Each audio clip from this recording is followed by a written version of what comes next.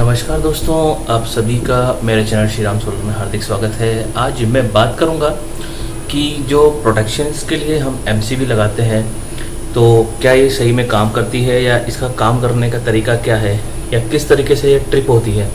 क्योंकि एमसीबी का जो मेन काम है वो हमें करंट और वोल्टेज से जो है ओवर करंट और ओवर वोल्टेज से प्रोटेक्शन करने का है, जिससे कि क्या है कि उसके अंदर जो एक सर्किट जो मिनीचर सर्किट ब्रेकर जिसे एमसीबी बोलते हैं वो सर्किट को ब्रेक कर देता है और एमसीबी जो है ट्रिप हो जाती है, जिससे हमें जो है और ज़्यादा कोई नुकसान नहीं होता है किसी भी तरीके का फॉल्ट आने पर।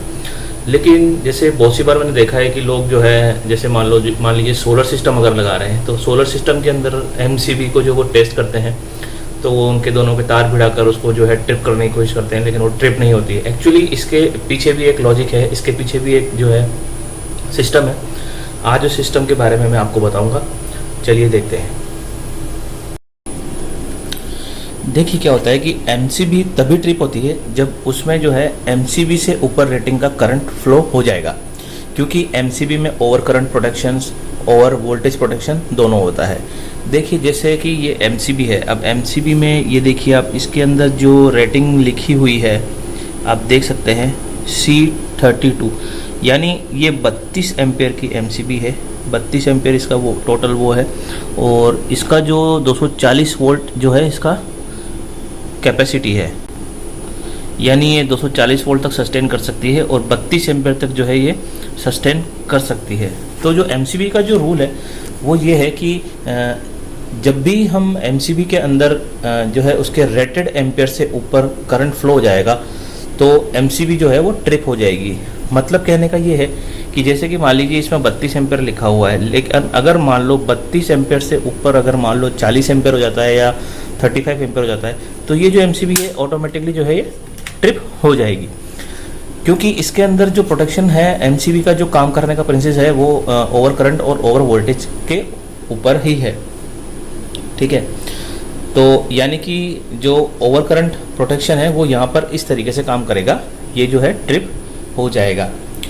अगर हम सोलर की बात करें, क्योंकि एमसीबी जो है हम सोलर में भी यूज़ करते हैं और नॉर्मल घरों में भी यूज़ करते हैं। सोलर में जो एमसीबी यूज़ होती है वो डीसी एमसीबी यूज़ होती है। डीसी एमसीबी में जो है प्लस माइनस तो बने हुए आते हैं, तो आपको प्लस में प्लस और माइनस में माइनस ही लगाना होता है। जबकि जो हमारी एसी एमसीबी है उसमें ऐसा कुछ भी नहीं है, आप नॉर्मल कोई सा भी लगा सकते हैं। बस आपको ये ध्यान रखना है कि जहाँ प्लस लगाया है तो नीचे भी आप उसको प्लस में ही लगाएं, क्योंकि अगर प्लस में नहीं लगाएंगे तो वो काम नहीं करेगा।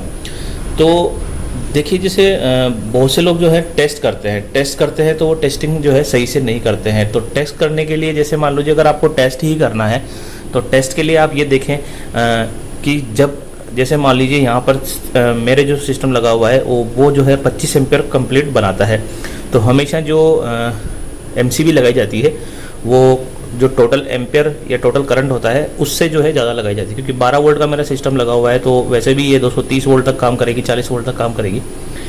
तो इसके अंदर जो एम्पेयर है वो 32 एम्पेयर है। अगर मैं यहाँ पर 30 एम्पेयर से नीचे एमसीबी लगाता हूँ तो एमसीबी अपने आप ट्रिप हो जाएगी, काम नहीं करेगी।